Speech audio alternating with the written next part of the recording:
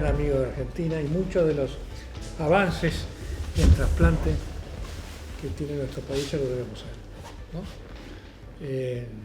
Bueno, y ahora vamos a hablar de un tema muy importante, que es el dador vivo, que cuando nosotros los hacíamos hace, creo que hace 30 años atrás, venían los americanos y nos decían que éramos salvajes, que le sacábamos un riñón a una... Me acuerdo, una reunión de la Sociedad Latinoamericana de Trasplante en Montevideo hace como 30 años atrás.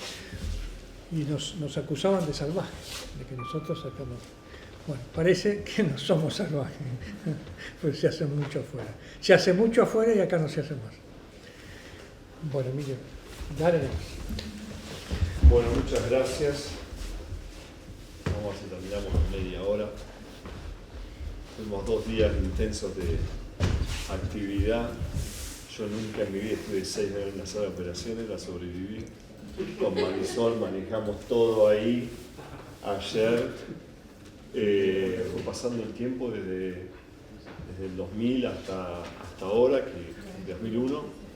La evaluación del donante ha cambiado tremendamente porque ya el donante vivo no es el clásico donante sano que era un padre de 30 años donándole a un chico de 7 años, donde prácticamente todos los parámetros se buscaba a alguien de muy buena salud para poder donar.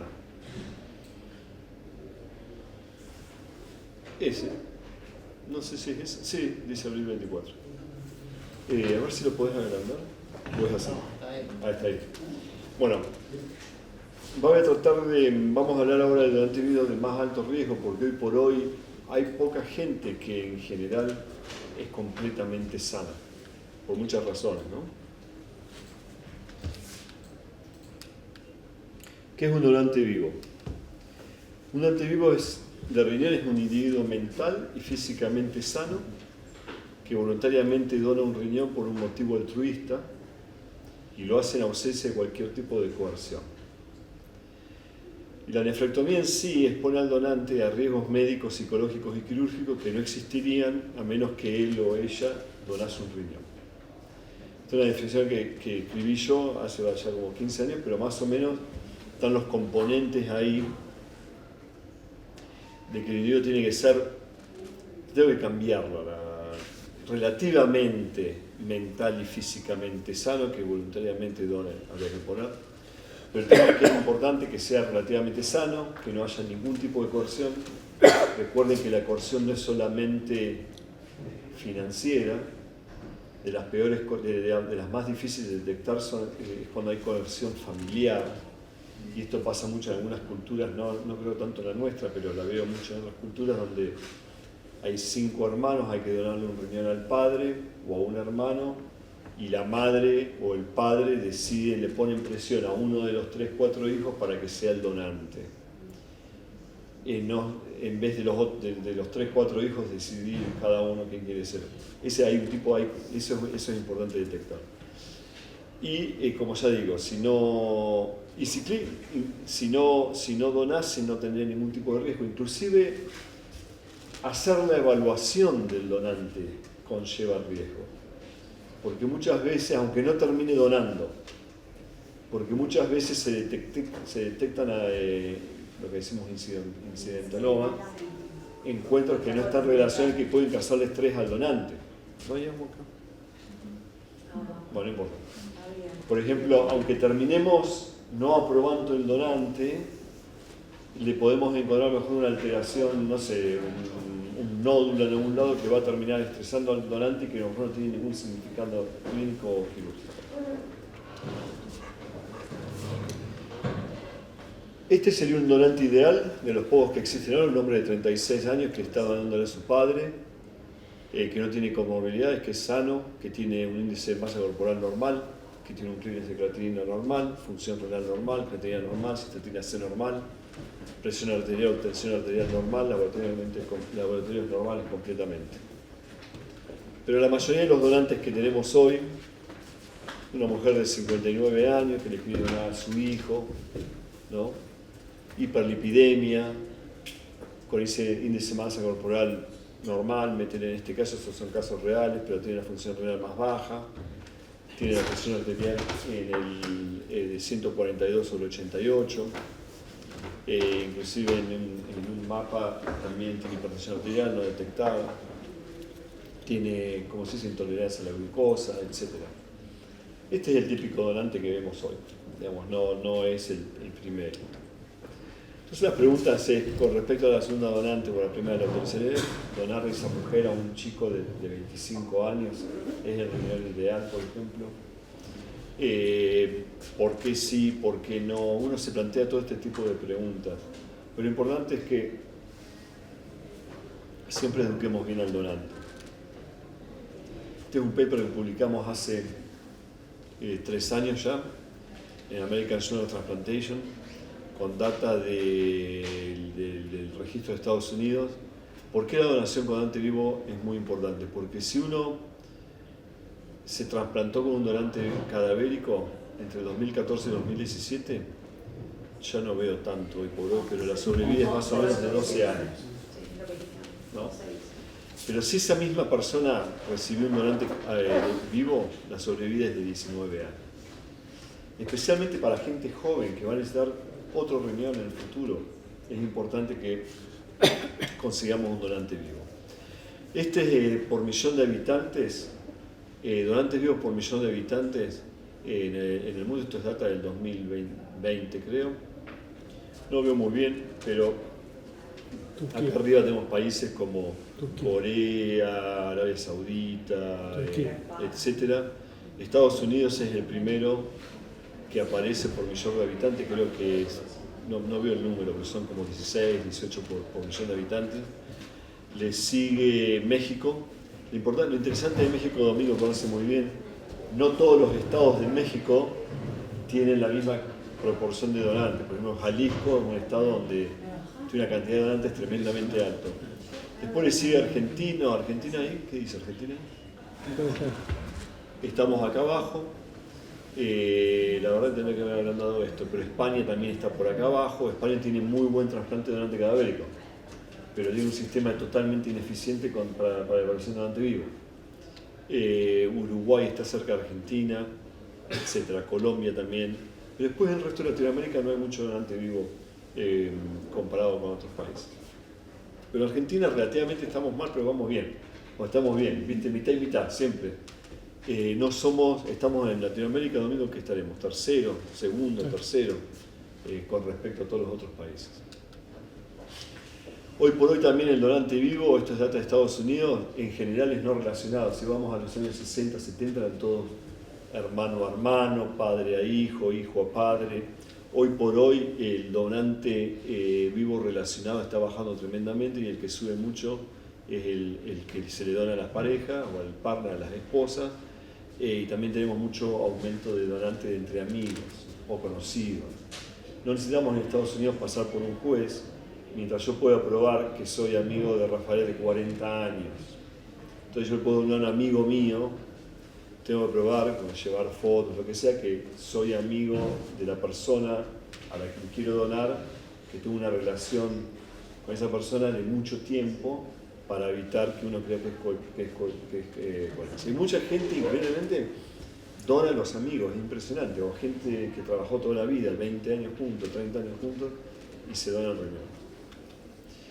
Lo que sí, a medida que va pasando el tiempo, esto es data de Cleveland Clinic, de 1963, empezó el donante cadavérico en Cleveland Clinic, 1960 y pico, hasta el 2000, ahí no me acuerdo, hasta el 2011, pero bueno, estos son todos los donantes por año, esta es la edad, esta es la media, uno puede ver que a medida que han pasado las décadas estamos aceptando donantes más añosos, donantes con mayor, el peso del donante de 1970 no es el mismo que el peso del donante de ahora, la presión arterial más alta, etc.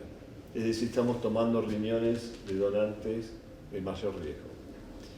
Las guías que digo, en todos los países del mundo, los criterios para selección de donante eran muy variados, muy heterogéneos. y en el 2017 se desarrollan las guías KDIGO,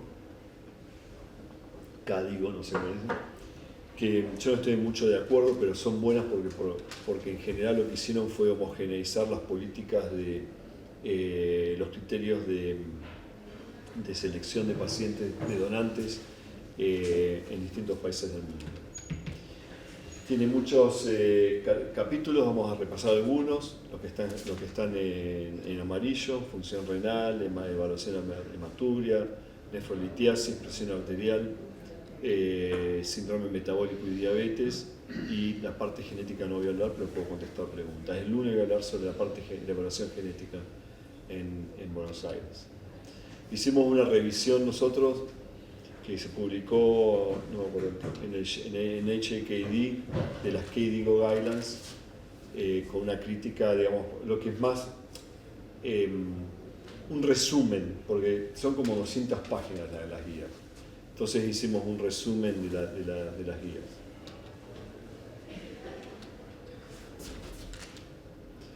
Función renal, esto es lo que dicen las guías. Hoy por hoy, la guía KDIGO, no sé qué hacen en Argentina, pero hacemos screening con creatinina. Si la función renal, utilizando la fórmula de CKD-EPI, da más de 90.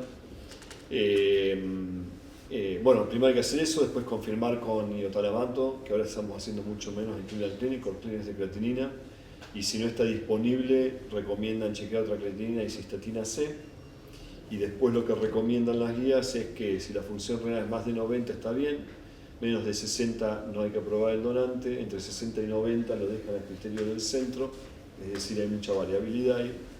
Y en Estados Unidos, en general, el 70% de los centros usan clínicas de creatinina, 12% iotalamato y 17% los dos. Nosotros usamos los dos.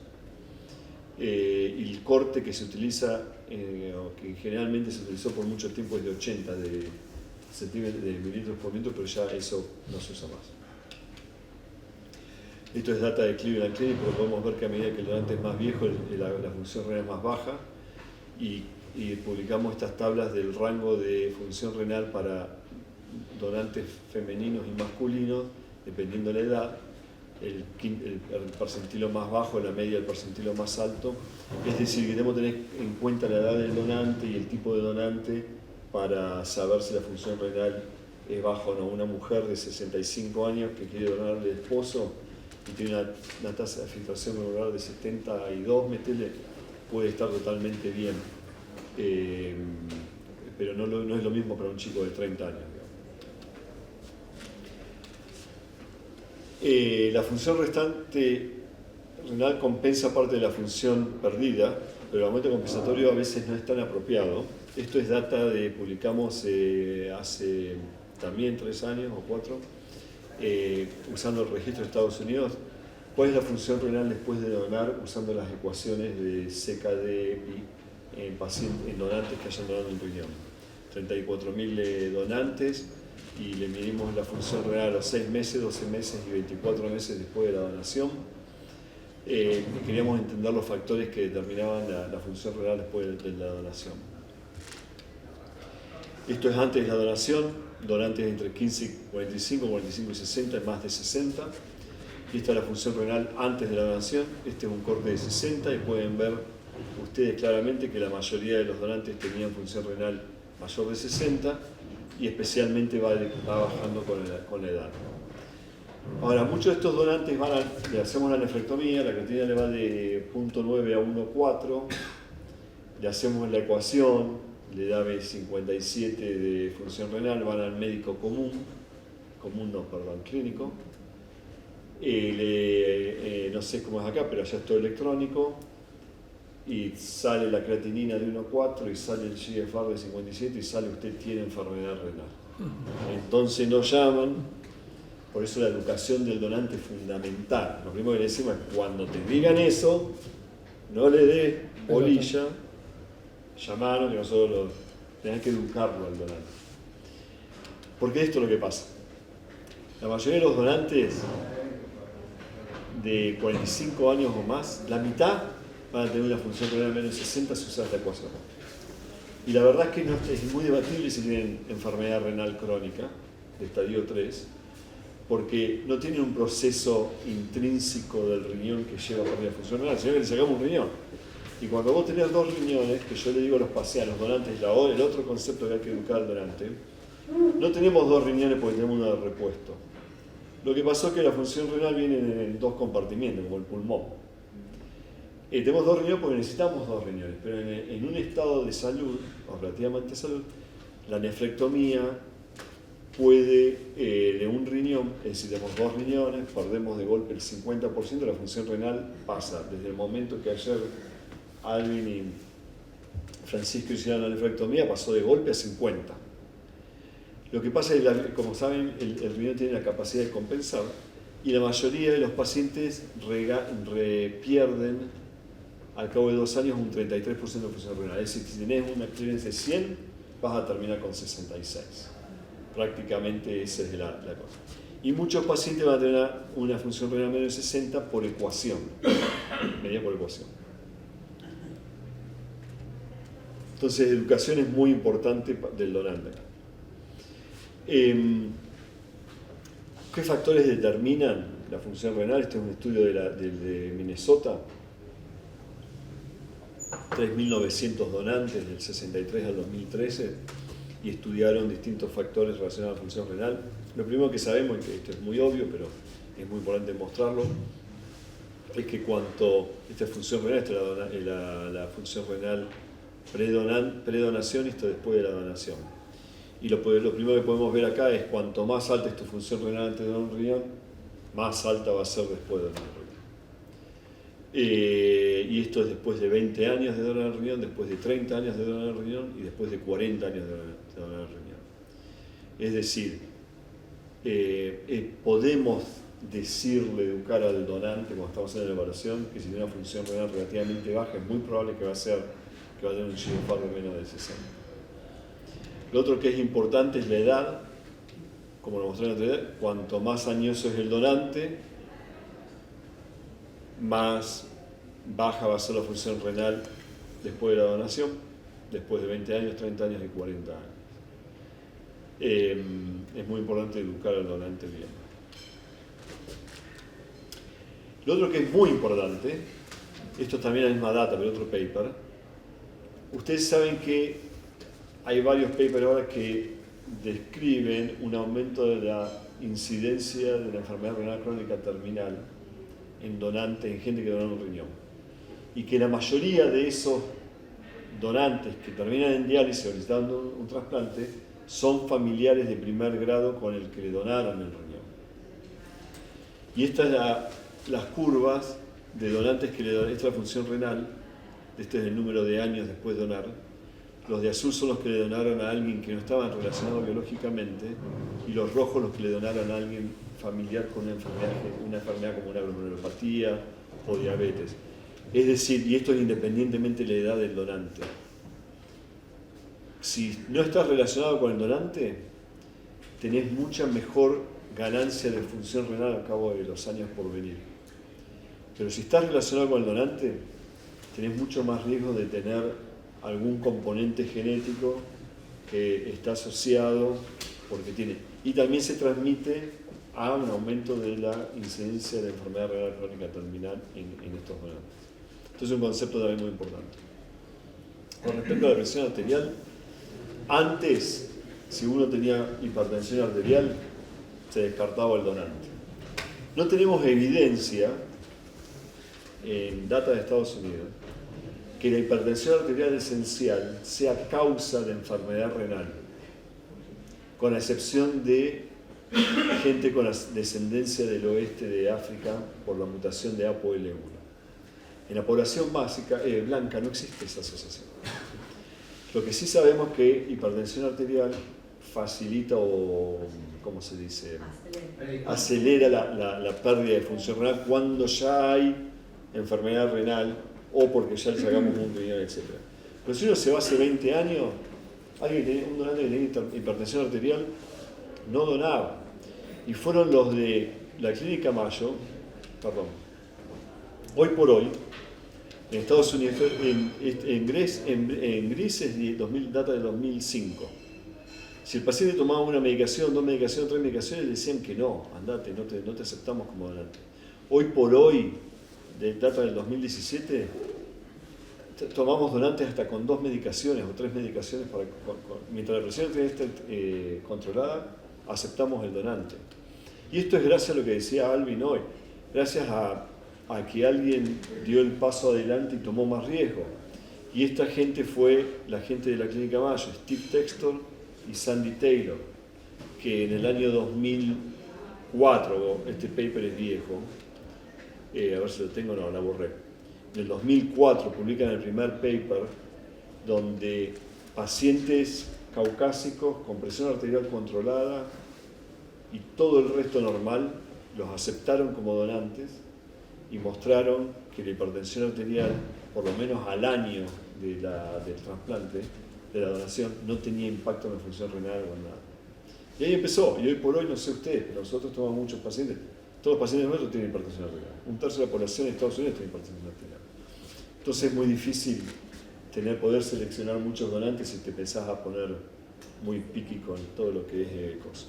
Y lo otro que es importante saber es que la presión arterial que vos tomás en la oficina en negro, estos son donantes y la edad del donante, siempre va a ser más alta que si la tomás que haces un mapa.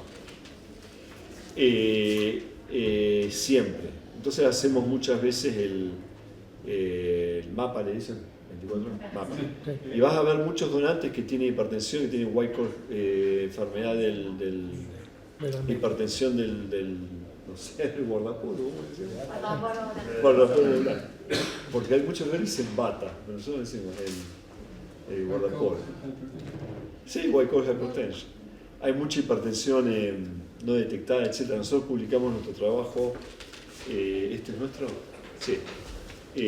Usando los criterios nuevos de hipertensión arterial del JNC7 y el nuevo del American Heart. Si uno se pone estricto, el 34% de los donantes que están dentro de la oficina tienen hipertensión arterial. Es decir, que si lo sacamos del pool, no dona nadie, ¿entendés? Hay implicaciones, la data es contra esto de la Clínica Mayo, primer paper 2004, lo voy a resumir por el tema de tiempo. El donante con hipertensión arterial o sin hipertensión arterial no tenía mayor pérdida de función renal ni mayor microalbuminuria al año de seguimiento.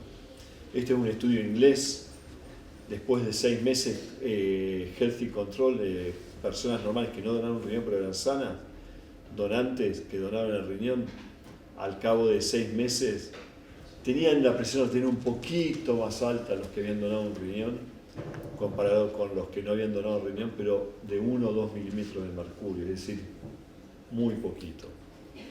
Este es un estudio también de la Clínica Mayo en Alabama y Minnesota, de Hassan Ibrahim, 904 donantes, estudiaron todo tipo de enfermedad cardiovascular después de 20 años de seguimiento.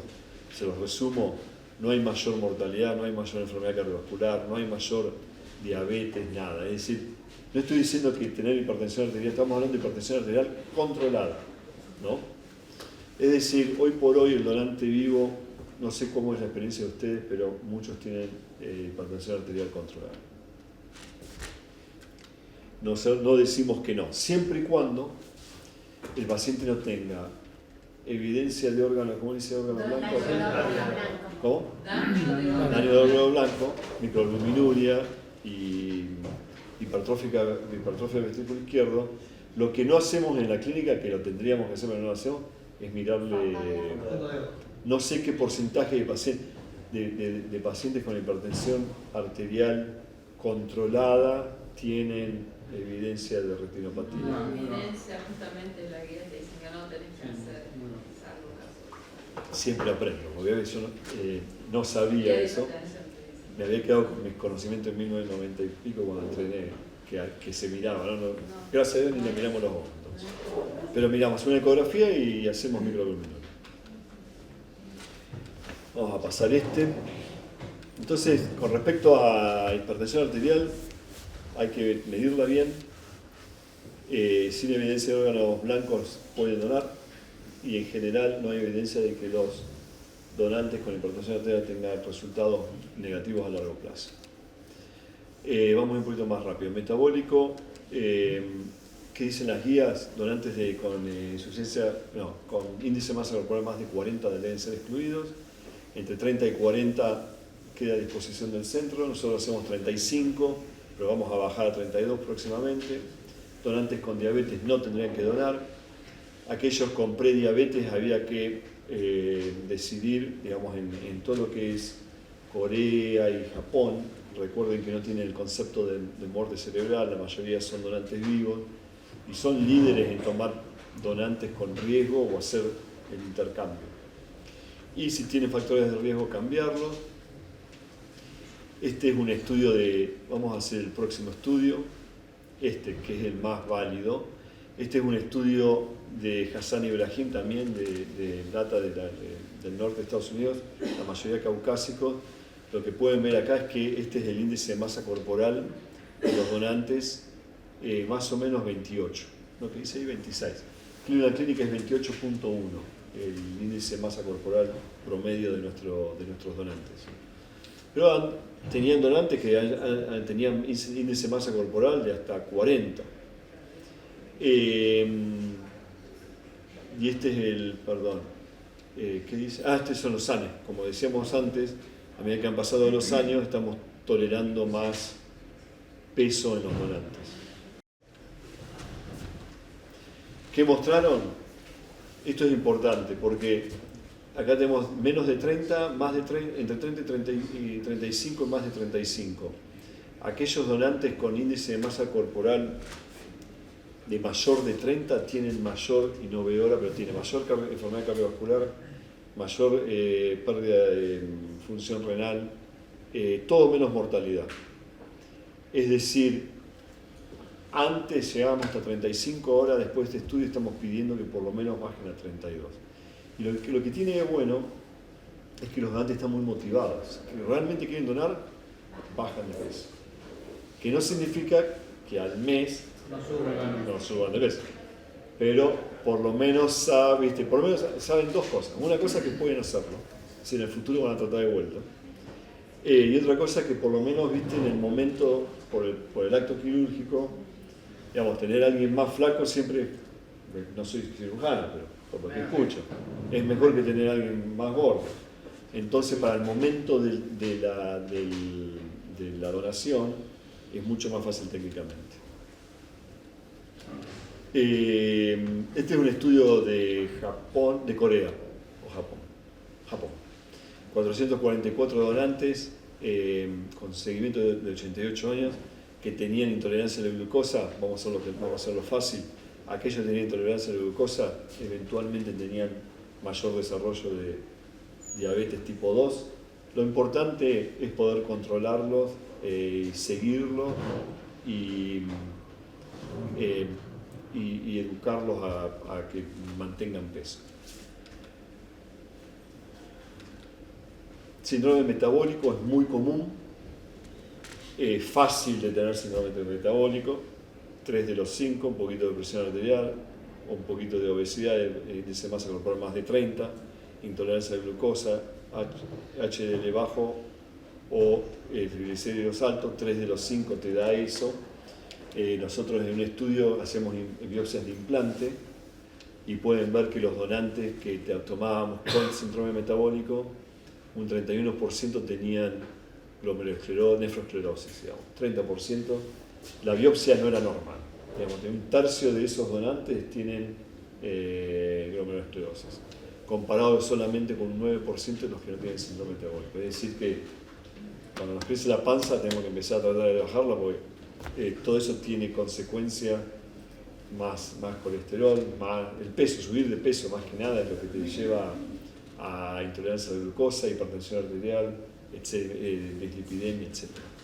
Y después mostramos que aquellos pacientes que tenían donantes que tenían nefroesclerosis tenían por supuesto mucha mayor pérdida de la función renal después de la donación que aquellos que no lo tenían.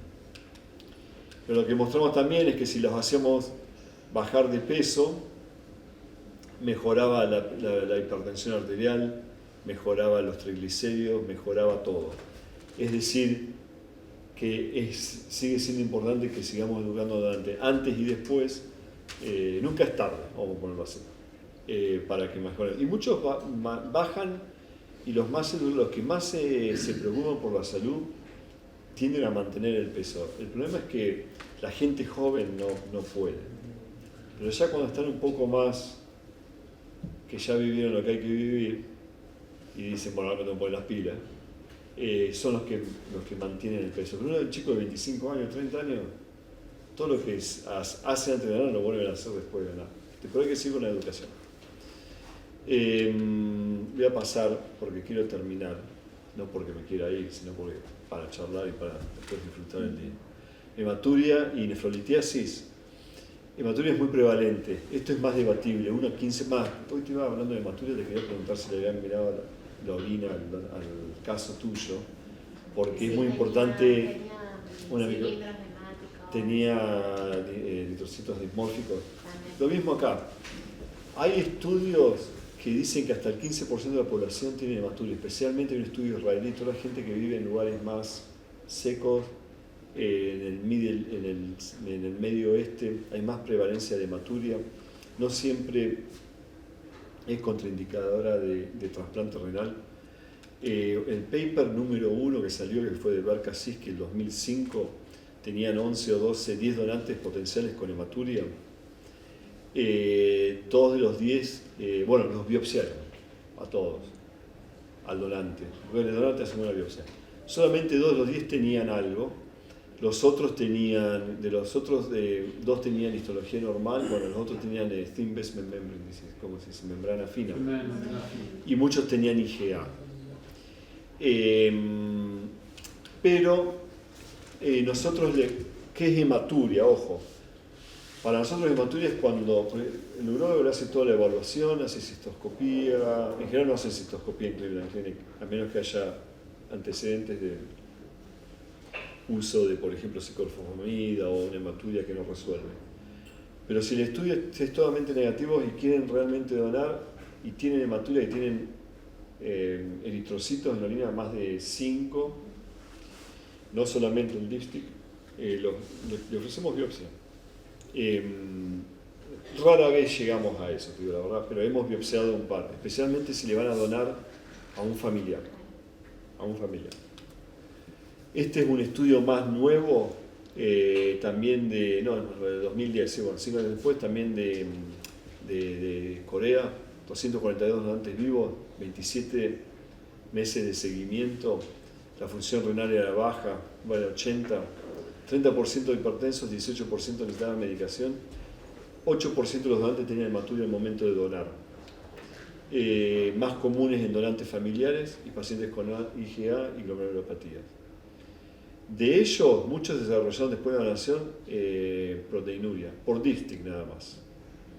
Pero en realidad, y aquellos que tenían hematuria tenían función renal más baja después de la donación. Pero recuerden, estos son muchos donantes en el Pacífico, donde hay mucha IgA, la hematuria es un encuentro muy conocido. Pero si tienen hematuria como el otro de Kasiski, 8 de 10 biopsias eran positivas por algo. Esto no hay biopsia, pero está asociado con la enfermedad. Hay que tener más cuidado. Pero si alguien tiene IgA, si vos lo sabes, ¿no lo aceptás como donante, correcto? ¿O sí lo aceptás? Menos mal que no te está escuchando. Si no sería así. Pero no. No lo aceptás, correcto. No tengas miedo. No, yo pregunto. No, porque después me mandan los pacientes. Yo te mando siempre los pacientes. Bueno, y después por último nefrolitiasis, siempre fue contraindicación. Nosotros publicamos nuestra data de aquellos pacientes, 732 pacientes, que tenían nefrolitiasis, porque ¿qué pasa? Cuando veamos la data antigua, era nefrolitiasis clínica, le había pasado una piedra, ¿entendés? No sé cómo hacen acá, pero todos los donantes tienen tomografía computada, como ustedes, todos, y hoy por hoy diagnosticamos mucho más nefrolitiasis que antes, pero son piedritas de 1, 2, 3, 4 milímetros, y muchos son placas de rana. Y entonces nosotros, por ejemplo, en el 2013, Stuart Fleckner publicó en nuestra experiencia 732 donantes, 7% con nefrolitiasis, 54 con nefrolitiasis, eran de 1 a 6 milímetros, solamente uno de todos desarrolló una nefrolitiasis post donación, con un seguimiento de más o menos 5 años, 4 años. Es decir, que si y por supuesto que sacamos en general, me voy a preguntar a la minora, en general sacamos el riñón que tiene nefrolitiasis. El problema se presenta cuando la nefrolitiasis está en un riñón que tiene 3 arterias, es el derecho, y Alvin, I want to call you now. How many have we approved? We have done it.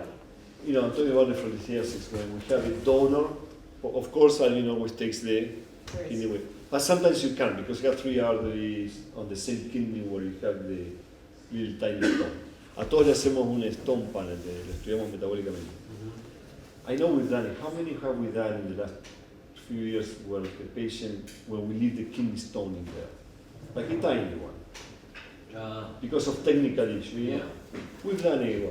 We never, but we've done I it. will tell you, so maybe about in the last 5 years, maybe like 10. But we have only one that fell. We have one that fell. One of the 10. One of the 10. But we took it out and now it's fine. So what we usually, as Emilio is saying, but it was different. This kid was different. This guy, Mr. I remember his name is Jonathan. He was very young. Okay, he was like 33, 34, and he wanted to give it to his mom. Now we did a swap. Okay, so he's 34. So it was a funny stone, and then the problem is the anatomy on that right side was very bad. So we said like, we're just gonna remove your left and leave that stone. But we always give them advice, like the moment you feel something funny, like a pressure, don't go to any emergency room. You have to come to our ER because it has to be us, urologists. We will be the one removing that stone. So we did that. Everything went well. And we came in. It was only a partial obstruction, but it was a stone that fell. It didn't obstruct because Lucas and we know that if a stone is 4 millimeter or less, you have almost 80% chance of passing it spontaneously. Right? So as you mentioned, but those people like in the 50s that they just suddenly found a stone that never had a No, history. But you have to tell those patients that they have to get imaging every 6 to 12 months. No, we don't do no, that. no. No? We do a stone panel. Le hacemos un stone It panel. grows at the stone, because that stone may grow. Bueno, You're pero not sure. The question is, but you can form. You're right. That's a I problem. mean, I follow my stone patients with imaging No, years. you have a point there, but for example, like in the patients who are in their 50s, 60s, who just suddenly you incidentally find a stone, right? It never caused a problem, right? You're right, you can track them, but what are you going to achieve in track because you don't know when the stone is going to fall? I can tell you, with my single kidney patients, not donors, but if I have a single kidney patient for whatever reason with a kidney stone and it starts to get like about 0.6 centimeters, 6 millimeter, you mean? 6 millimeters, I ask the urologist to take it out. So I'm not gonna risk that stone to block that one single kidney. You I mean, have a that's how question? I approach it. No, I'm there- very cautious if I have a single kidney and a kidney stone. No, you have a good point there, but I will also throw it to you. I mean, I'm not saying this is right because we don't know what's right or wrong. But doing those kind of procedure, you can also injure the. Actually, if it's Especially if you only have one kidney. Huh? You have only one kidney, it's one there. If it's only calluses, so it's either shock wave, you have to shock it, break it, or you have to do a PCNL, in which you have to go through the parenchyma of the kidney and try to break it. Or the other way is go through the ureter. Maybe No, but I'm just saying, or you go use a ureteroscope all the way up, flexible, and try to break it. But doing that in the hands of not people who does ureteroscopy. Even in my hand, I will tell you, I might probably injure that ureter. Yeah, we have tenemos una That's par de more urólogos que problematic solamente No, hacen I mean, actions like- nefrolitiasis. Because sometimes there's partial obstructions, as you said. Hay, and hay 60 urólogos, entonces cada uno puede... Yeah. Bueno, vamos a seguir. The point is that, como dijo Alvin, el problema son la gente joven en el donante vivo, porque son los que no sabes qué va a pasar, si van a subir de peso, si van a tener hipertensión, si van a pasar la piedra. Hay un estudio, cuando uno llega a los 50 años, flaco, es improbable, prácticamente imposible que esa persona se haga obesa mórbidamente. Y los primeros 40, 50 años te determinan prácticamente el destino de cómo vas a ser. The first study is that when you go to 50 years, and the first thing, you're not going to become morbidly obese by the age of 60.